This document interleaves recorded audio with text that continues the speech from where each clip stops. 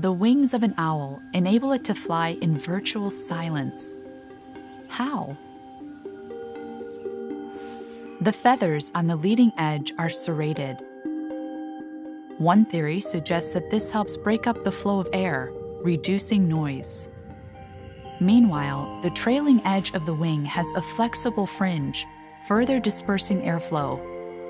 Nearly all remaining sound is then absorbed by the velvet-like feathers on the owl's wings. Scientists from Cambridge University are developing a coating mimicking this wing structure for use on wind turbines. Early tests show that the coating significantly increases blade speed and efficiency while drastically reducing noise.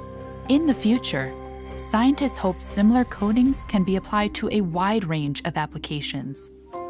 So, what do you think? Did the owl's wing evolve? Or was it designed?